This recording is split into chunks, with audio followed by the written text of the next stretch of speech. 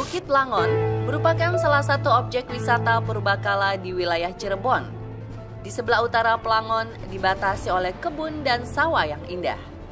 Di sebelah timur dibatasi oleh Sungai Cipager, sebelah selatan dibatasi oleh sawah berlatar belakang Gunung Ciremai, dan di sebelah barat dibatasi oleh jalan raya. Jika dilihat secara geografis, luas Bukit Plangon diperkirakan sekitar 48 hektar. Sebagai tempat bersejarah, di atas puncak Bukit Plangon terdapat dua makam, yaitu makam Pangeran Panjunan dan Pangeran Kejaksan. Di bukit ini juga terdapat sekitar ratusan monyet, dan menurut kabar-kabar yang beredar, monyet-monyet tersebut merupakan jelmaan dari orang-orang yang mencari pesugihan dari siluman monyet. Bagi sebagian orang yang percaya, dikatakan bahwa monyet tersebut adalah abadi. Monyet-monyet itu tidak akan mati karena terkena kutukan akibat pesugihan yang telah dilakukan, sehingga ini merupakan azab yang harus ditanggung hingga akhir zaman. Sebagai tempat wisata dan banyak dikunjungi para peziarah, Bukit Plangon memiliki daya tarik tersendiri bagi mereka yang mengambil jalan pintas pesugihan. Tak hanya kental dengan misteri siluman monyet, tempat ini juga sohor dengan legenda mati dempet dua sejoli. Penasaran ingin melihat dari dekat dan membuktikan energi Bukit Plangon? Tim Selebritas Siang bersama Aden Bajai dan Anggra Putri Tania mendatangi bukit yang terdapat di Desa Babakan, Kecamatan Sumber, Cirebon itu.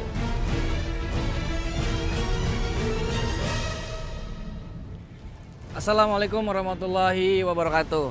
Sekarang saya ada di Bukit Plangon. Konon kisahnya, kera-kera di sini merupakan jelmaan dari manusia.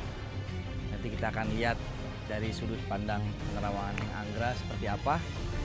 Kita naik ke atas. Masih panjang perjalanan.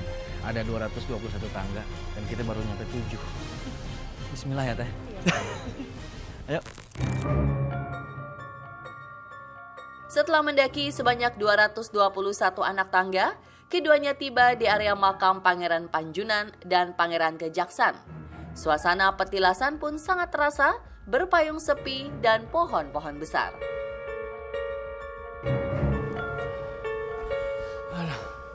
221 tangga.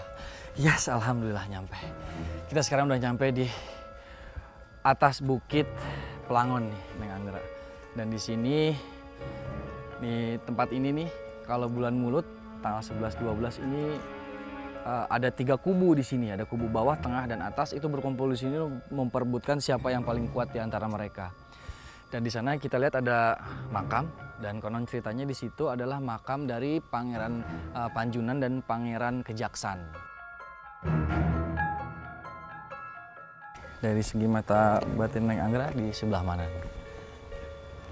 Di sini juga menarik sih karena memang pusatnya di sini ya. Kalau dari penglihatan Neng Anggra, kira-kira di belakang ini makam dari siapa nih? Kalau yang saya lihat sih, makam yang di belakang saya ini adalah makam bisa dikatakan golongan orang solihin ya. Pangeran Kejaksan itu adalah anak ketiga dari Sedatul Kahfi. Dan Pangeran Panjunan itu adalah masih bersaudara begitu. Dan sebenarnya Pangeran Kejaksan itu adalah yang pelihara monyet tersebut pada abad ke-16. Nah kalau ceritanya kan yang beredar di kita-kita bahwasanya monyet-monyet ini merupakan jelmaan dari manusia. Menurut Neng Anggra, itu beneran monyet apa emang penjelmaan? Karena ada yang bilang ini hasil dari ini sehingga matinya dia ada di sini seperti itu. Sebenarnya kalau untuk Raja Monyet sendiri yang dipelihara oleh Pangeran Kejaksan itu memang itu adalah bisa dikatakan dalam golongan siluman ya. Golongan siluman itu karena anaknya dari Pangeran Kanoman. Hasil pernikahan dengan permaisuri Kerdayaksi namanya, dan menghasilkan yaitu Raja Siluman yang dipelihara oleh Pangeran Kejaksan. Tetapi siluman kera itu ditaklukkan oleh Pangeran Kejaksan untuk bisa lebih baik dan bisa banyak membantu orang yang kesusahan. Meski dipayungi aura positif, kekuatan energi gaib yang ada di sekitar makam membuat bulu kuduk Aden merinding. Terlebih, misteri monyet siluman yang melegenda semakin menambah seru wisata mistis kali ini.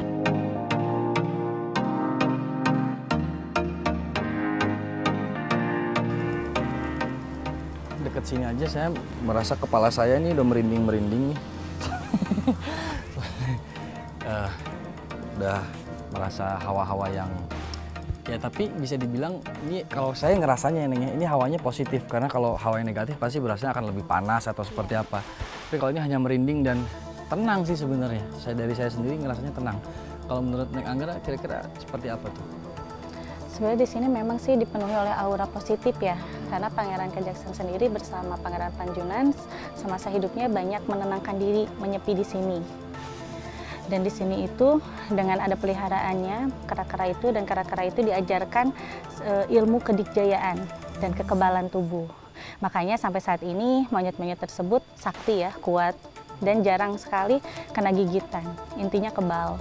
Betul, monyet-monyetnya belum turun nih karena emang katanya bulan ini mereka atau jam segini biasanya mereka lagi sedang mencari makan di luar-luaran. Jadi mudah-mudahan sebentar lagi kera-kera itu akan turun dan kita akan melihat sebesar-besar apa sebenarnya kera-kera itu. Karena katanya setiap wilayah bawah, tengah, dan atas ini mempunyai bentuk tubuh yang berbeda-beda gitu. Katanya atas tuh yang lebih besar-besar gitu ya. Mungkin itu yang emang dipeliharanya oleh Pangeran Kejaksan yang Betul. kubu atas gitu ya. Yang kubu atas. Sebagai tempat menyepi dan petilasan, Bukit Plangon diselimuti pohon-pohon besar berusia tua. Setelah diterawang lebih dalam, ternyata ada juga aura negatif di sekitar makam.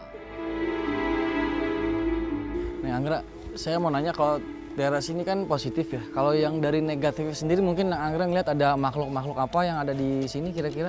Kalau tadi sih yang saya lihat ya di sini di atas sana, memang ada aura negatifnya.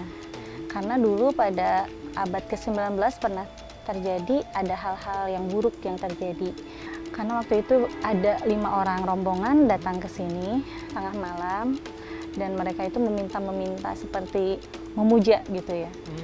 Dan ditemuin oleh salah satu makhluk yang memang tinggi besar dan rambutnya gondrong, tidak memakai baju, hanya memakai kolor aja. Dan di situ mereka memang diberikan apa yang diinginkan oleh orang-orang itu. Tetapi sepulang dari sini, 2 anaknya yang paling disayangi itu meninggal secara tiba-tiba. Jadi yang besar buto ijo apa seperti buto ijo gitu?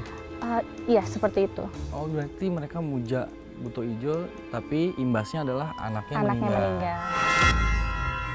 Neng, ini saya nggak tahu ya, saya ngerasa kok kayak dari tadi kita datang nih kayak ada yang merhatiin. Pas tadi Neng Anggera bilang di sebelah sana itu ada kayak semacam, makanya saya bilang itu kalau buto ijo. Iya. Menurut Neng Anggera emang benar merhatiin kita tuh dia? Benar, jadi pada tadi kita sampai di sana, pas saya ngelihat ke atas itu, buto ijo itu langsung ngeliatin aja, dan sampai saat ini juga dia masih terus memperhatikan kita. Iya, iya. Itu namanya siapa Neng kalau boleh tahu? Nanti saya coba tanya, mudah-mudahan ada izin Allah ya untuk memberikan namanya.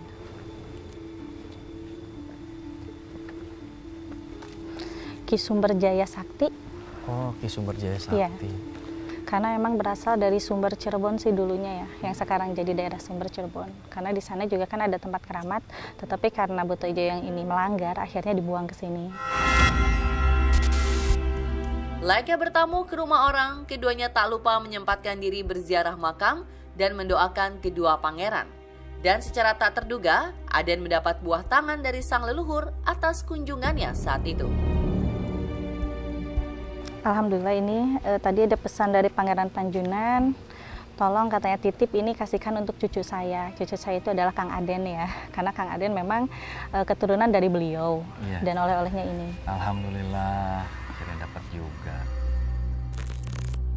Tak hanya mendapat kejutan sebuah batu berwarna merah, sebelum mengakhiri kunjungan usai berziarah, pasukan kera yang tadinya tak ada mendadak bermunculan dan menyapa.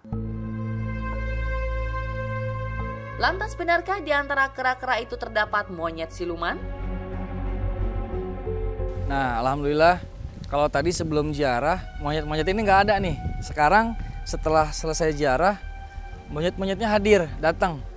Kalau Neng Anggera coba untuk ngobrol, misalnya kita tanya di sini, kalau orang biasa datang ke sini harusnya seperti apa, ke makam ini harus membaca apa bagusnya gitu. Atau mungkin saya ngobrolnya dengan raja keranya sekaligus ya. Iya. Yang memang tidak terlihat oleh mata sih. Sebenarnya di sini seperti Pangeran Kejaksan, terus Pangeran Panjunan, dan setiap orang ada yang ingin ziarah ke sini, sebenarnya yang paling disukai oleh wali-waliullah yang di sini dan raja-raja kera di sini itu adalah sholawat Nabi dan Al-Ikhlas. Oh, sholawat Nabi dan Al-Ikhlas. Dan jika ada yang ingin berziarah di sini minimal 3 hari, maksimal 7 hari, dengan benar-benar bermunajat kepada Allah dan ziarah kubur ke sini, insya Allah akan cepat dikabulkan. Amin. Segala keinginannya. Ya, semoga informasi ini bermanfaat juga buat pemirsa di rumah. Dan ingat bahwasanya ketika kita berziarah, memintanya kepada Allah. Betul. Ya, bermunajatnya kepada Allah dan insya Allah melalui syafaat dan barokah dan karomahnya para wali diijabah semua doanya ya. Iya, betul.